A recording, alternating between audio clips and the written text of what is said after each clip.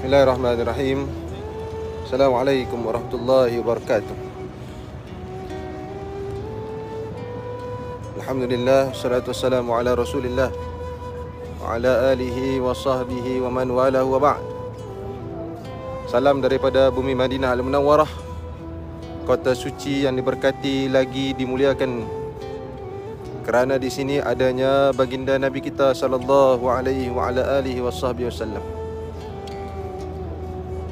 Dan kota Madinah menziarahi baginda Nabi bukanlah merupakan satu termasuk dalam rukun haji yang 6 ataupun rukun umrah yang 5. Tetapi kenapa semua orang yang pergi haji, semua orang yang pergi haji yang datang melaksanakan umrah pasti akan datang ke Madinah Al-Munawwarah untuk menziarahi Nabi sallallahu alaihi wasallam. Kerana menziarahi baginda Nabi walaupun bukanlah rukun haji dan rukun umrah, tetapi ianya adalah rukun kecintaan kepada baginda Nabi sallallahu alaihi wasallam. Kita boleh tengok ini keadaan terkini di dataran Masjidin Nabawi Syarif, yang mana tuan-tuan dan puan sekalian, di hadapan kita ini adalah pintu Babus Salam yang telah pun dibuka.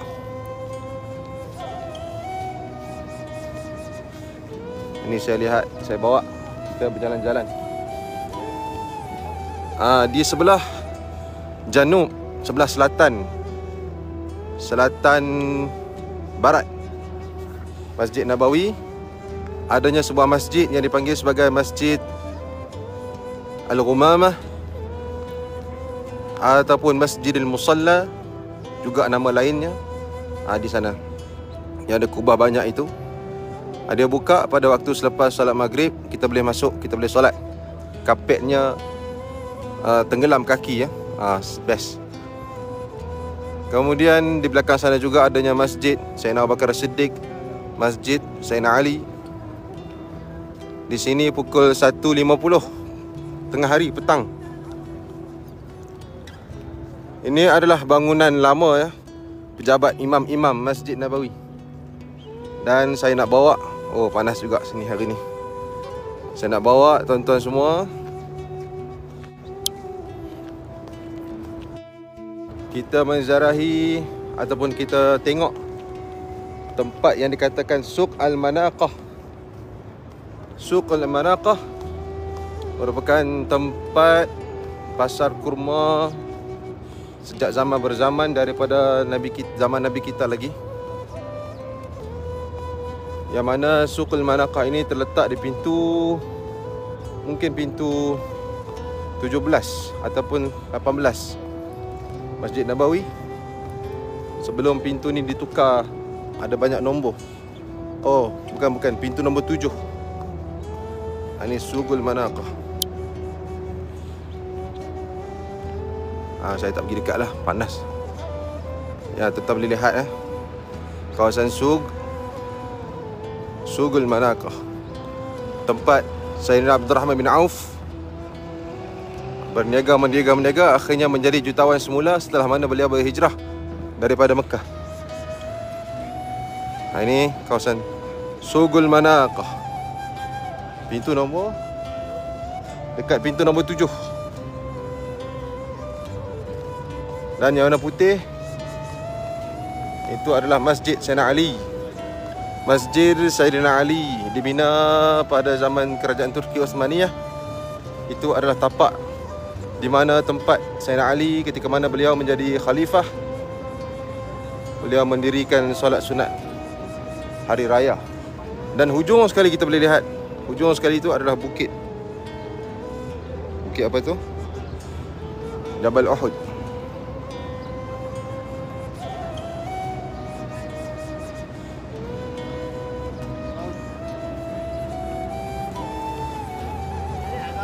Inilah tuan-tuan boleh tengok bertong-tong Zam-Zam. Ini kita menuju ke sebelah Shimaliyah ke sebelah utara masjid, berlawanan muqabil dengan arah kiblat. Kita kalau siapa-siapa yang biasa tinggal di Hotel Movenpick, depan kita ni Hotel Movenpick. Keadaan di Kota Madinah ni sekarang ni cuaca agak panas sedikit, tapi banyak SOP yang dah dilonggarkan. Yang tak strict dah, bolehlah datang. Ramai juga yang berbaring, yang tidur dalam masjid, yang beriktikaf daripada selepas subuh tadi sehinggalah ke masuk waktu solat fardu zuhur pukul 12.30. Ramai, sangat ramai yang baring, yang tidur dalam masjid. Alhamdulillah. InsyaAllah pada petang ini ataupun esok ataupun malam ini saya akan ke Masjid Quba, akan ke beberapa tempat yang lain. Jadi tuan-tuan, suasana di sini Masya-Allah. Tuan-tuan, kawasan perluasan Masjid Nabawi, dia nampak dataran.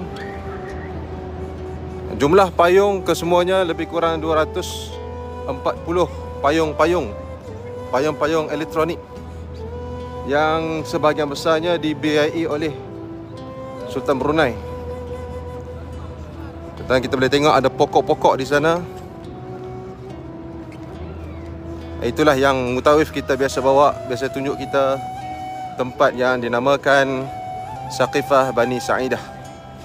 Dan kita boleh tengok ada lori untuk iftar, persiapan untuk iftar. Nanti akan berbuka di sini, akan adakan iftar, makanan-makanan, air, minuman dan sebagainya akan dikeluarkan daripada lori-lori yang akan datang. Di sini. Inilah sebenarnya kampung kita, tuan-tuan. Kampung selalunya iftar makan apa? Ada bagi kurma, bagi roti, bagi air, ada syahi, teh.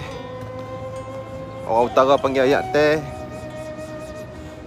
Lepas tu ada benda-benda sampingan yang lain lah. Ada juga nasi. Ada nasi mendi. Allah, jadi lapar lah pula. Orang Malaysia tak apalah nak berbuka lah. Tu dia, tengok. Sekarang ni waktu tengah hari ya, ba'da zuhur, lepas solat zuhur ni tak ramai orang. Tak ramai orang, orang tidur.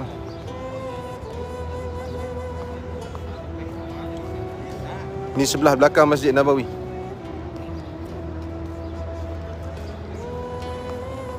Dalam sejarah Islam pernah berlaku 2 kali percubaan mencuri jasad baginda Nabi yang mulia. Iaitu kali keduanya adalah cubaan yang besar, iaitu pada zaman Sultan Nuruddin Zainuddin Al-Zinki, yang dilakukan oleh 2 orang Nasrani. Saya cari dalam kitab disebut Nasrani ya. Yang mana mereka berdua ni datang daripada Parsi dan menyamar sebagai orang Islam. Pada setiap pagi mereka akan, selepas subuh mereka akan ziarah ke Baqi'. Ziarah ke Baqi' untuk apa? Untuk buang semula tanah-tanah yang dicuri ataupun yang mereka gali. Dibuang semula.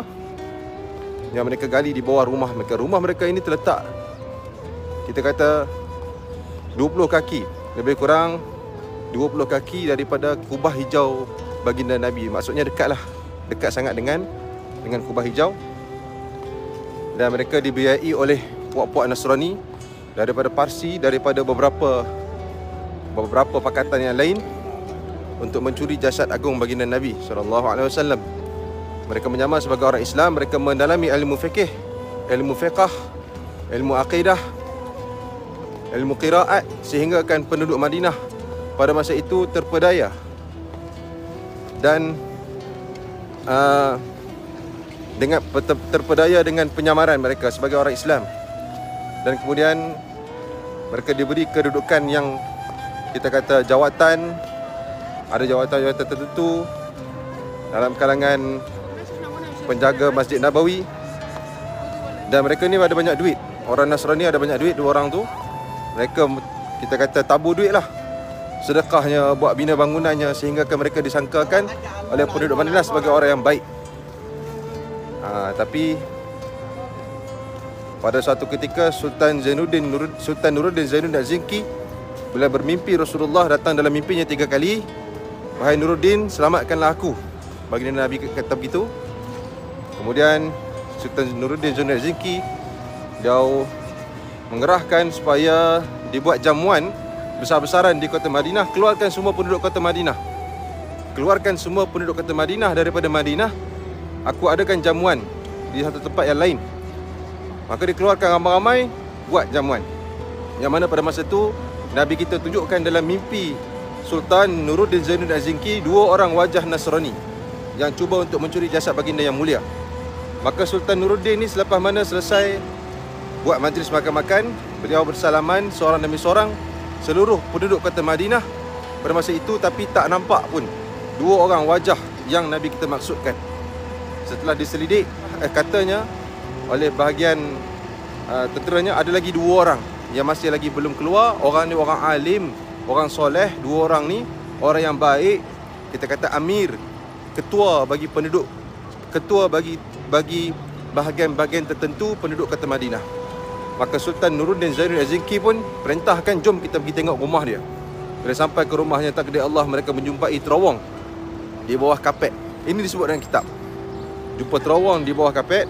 Maka terowong itu dikatakan lagi satu depa nak sampai ke makam Nabi kita yang mulia, jasad Nabi kita yang mulia. Maka mereka dijatuhkan hukuman pancung pada keesokan harinya oleh Sultan Nuruddin Zainuddin Az-Zinki kerana cubaan mencuri jasad baginda yang mulia.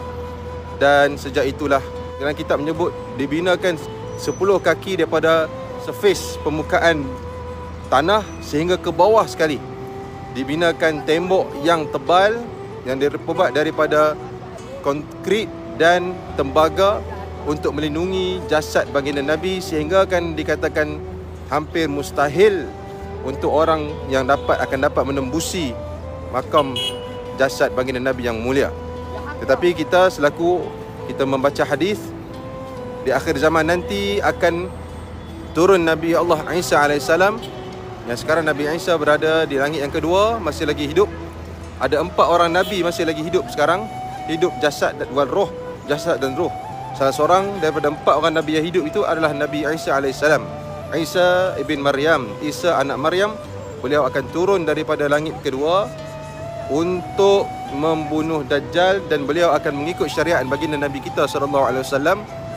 Dan seterusnya beliau akan diwafatkan oleh Allah Ta'ala, kemudian akan dikebumikan di samping sebelahan dengan baginda Nabi SAW. Jadi maknanya sekarang ni bila mana kita masuk ke pintu Babus Salam, kita menziarahi baginda Nabi SAW. Di situ ada 4 liang. Ada 4 liang. Yang pertamanya, di sebelah bahu baginda Nabi adanya kepala Sayyidina Abu Bakar As-Siddiq. Di sebelah bahu Sayyidina Abu Bakar As-Siddiq adanya kepala yang mulia Sayyidina Umar bin Khattab radhiyallahu ta'ala anhum ajma'in. Dan ada satu lagi liang yang nanti akan digali semula, akan dibongkarkan untuk dikebumikan jasad yang mulia Nabi Allah Isa ibn Maryam alaihimussalatu wassalam. Jadi tuan-tuan dan puan sekalian, itulah cerita-cerita yang kita berada di pertengahan garisan masa. Apa yang kita ceritakan tadi, apa dia maksudnya? Tadi saya dah ceritakan perkara yang lalu, perkara yang lepas, iaitu cerita tentang cubaan mencuri jasad baginda Nabi yang mulia pada zaman Sultan Nuruddin Zainuddin Az-Zinki. Beliau merupakan sultan yang besar yang menguasai negeri Syam, negeri Palestin dan Hijaz. Hijaz ialah Mekah dan Madinah. Syam, Jordan, Palestin, Lebanon, Syria. Dan tuan-tuan dan puan sekalian, itu garisan masa kita berada tengah-tengah. Tadi saya cerita perkara yang telah lalu, dan saya juga cerita perkara yang akan datang, iaitu Nabi Allah Isa AS akan turun untuk membunuh Al-Masih Ad-Dajjal. Al-Masih Ad-Dajjal dinamakan Al-Masih daripada perkataan masaha, iaitu yang menyapu. Dia iaitu Dajjal akan menyapu bumi ini dengan sapuan kebatilan. Manakala Nabi Allah Isa AS juga digelar sebagai Al-Masih, kerana Nabi Isa akan menyapu dunia ini menyapu kebatilan dan akan mendatangkan kebenaran al-haq. Idza jaa al-haq wa hazaqal batil innal batila kana zahuqa.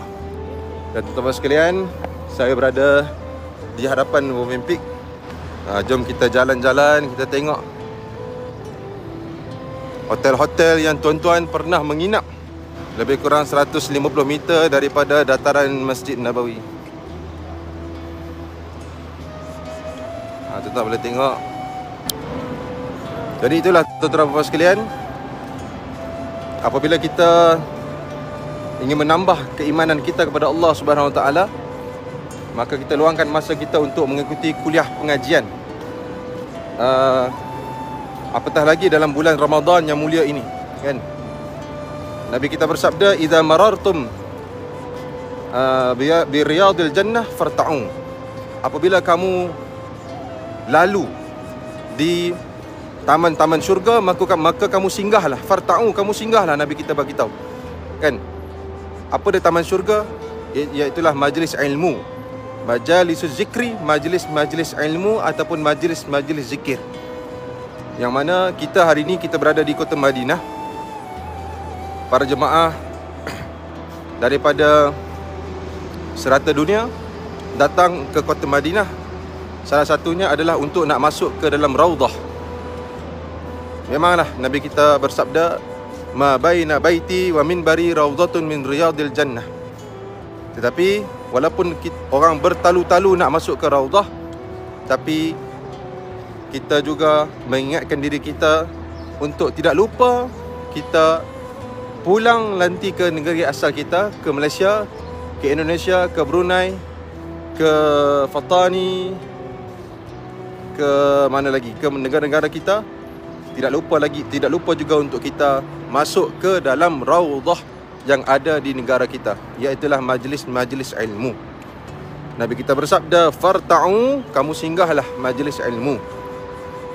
Di akhir zaman, ulama kata ulama di akhir zaman, orang yang tidak belajar ilmu rajin buat ibadah.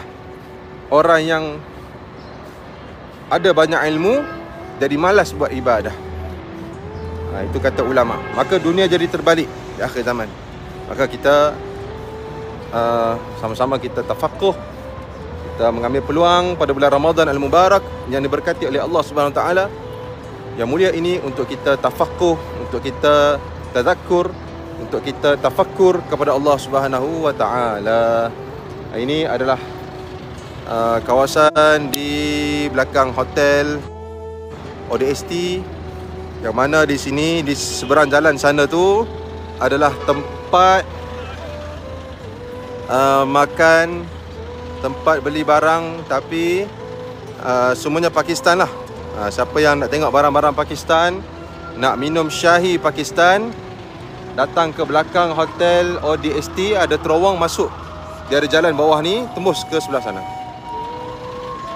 Ni tuan-tuan boleh tengok keadaan pada bulan Ramadan. Dia agak sibuk sikit lah. Kami mendoakan mudah-mudahan tercapai segala hajat, cita-cita dunia dan akhirat, dikurniakan kesihatan jasmani rohani, dikurniakan keselamatan, kejayaan di dunia dan di akhirat. Bagi siapa yang komen lah dalam ni untuk didoakan sebagainya, tak sempat saya nak balas satu persatu. Ala kulli hal, wala bagaimanapun, saya akan baca semula insya-Allah. Dan selamat berbuka puasa bagi tuan-tuan dan puan-puan, sahabat-sahabat di tanah air yang tercinta. Hari ini kita jalan-jalan sekitar kota Madinah Al-Munawwarah untuk melihat keadaan pada bulan Ramadan Al-Mubarak. Sama-samalah kita merebut peluang sepanjang kita berada dalam bulan Ramadan. Kerana hakikatnya bukanlah Ramadan yang meninggalkan kita, tetapi kitalah yang akan meninggalkan Ramadan. Kerana Ramadan tetap akan datang pada tiap-tiap tahun. Yang akan pergi satu hari nanti adalah kita. Ramadan tetap akan datang pada tiap-tiap tahun. Yang akan pergi adalah kita. Fajazakumullahu khairal jazaa wa ahsanallahu ilaikum. Bagi semua yang komen ini, saya akan baca semula. Nanti insyaAllah saya reply dalam hati lah. Kan nak menulis satu-satu ni banyak, tapi saya akan baca semula satu persatu. Terima kasih banyak komen. Ini kita menuju semula ke Masjid Nabawi. Tuan-tuan boleh tengok kedai banyak tutup ya. Kedai banyak tutup. Selepas Zuhur ni memang kebanyakan kedai tutup lah. Kedai ni dia akan hidup semula pada waktu petang selepas solat asar. Dia akan hidup sampai subuh pada bulan Ramadan. Kita boleh tengok suasana. Kebanyakannya hotel sudah mula dan banyak yang beroperasi. Kalau sebelum ni hotel, saya datang pada bulan 12, baru-baru ni bulan 12, kita kata krik-krik lah kan. Banyak yang tutup, kita pun tak tahu. Tak tahu apa. Tak tahu kita kata ke mana. Banyak tutup hotel. Jom tuan-tuan. Ni jalan sibuk. Jalan sibuk dan harga teksi meningkat 2 kali ganda ya. Harga teksi meningkat 2 kali ganda pada bulan Ramadan. Kalau sebelum ni kita nak ke Masjid Quba, naik teksi 15 rial, 10 rial. Sekarang dia jadi 25 rial. Pada bulan Ramadan ni biasalah 25 rial. Ya tuan-tuan, kita berada di Hotel Movenpick.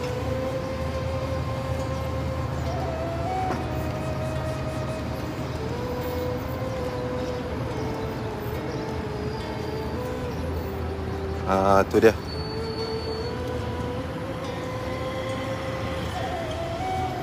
Darul Iman, Movenpick. Ini mengimbau nostalgia buat perindu-perindu Haramain Syarifain.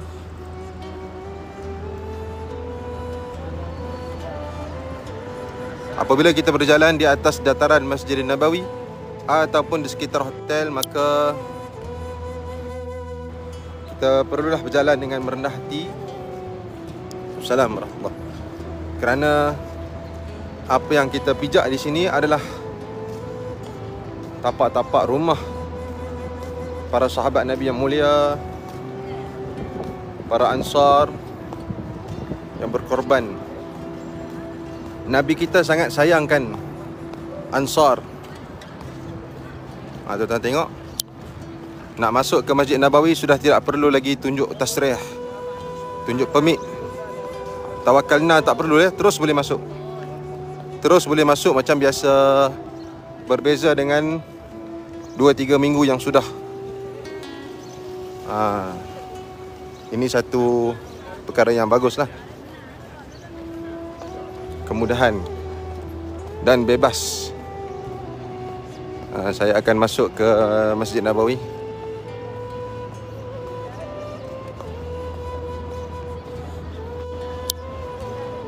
Sidi Suhaib Al-Qadahi, barakallahu fikum wa ahsanallahu ilaikum. Okey. Ini ada jemaah-jemaah daripada Indonesia.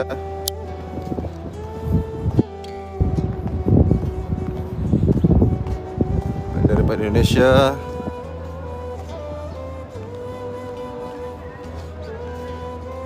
Jadi nak masuk ke Raudhah sahaja yang perlu permit sekarang. Nak masuk masjid tak perlu dah. Nak masuk masjid, pintu utama tak perlu tunjukkan tasrih ataupun tak perlu tunjukkan tawakkalna. Tak perlu. Kita tengok di pintu masjid dah tak ada polis. Di pintu utama tak ada polis. Suasana tenang sebab lepas Zuhur. Lepas asar nanti dia akan keluar beramai-ramai lah. Okey, baiklah tuan-tuan dan puan sekalian, kita memberi laluan kepada sahabat-sahabat, kepada tuan-tuan dan puan yang berada di Malaysia untuk berbuka puasa. Selamat berbuka puasa. Kami ucapkan salam daripada Haramain Syarifain dan sehingga berjumpa lagi. Terima kasih banyak. Terima kasih banyak. Terima kasih banyak. Jazakumullah khairal jazak wa sallallahu ilaikum. Syukran lakum. Terima kasih. Assalamualaikum warahmatullahi wabarakatuh.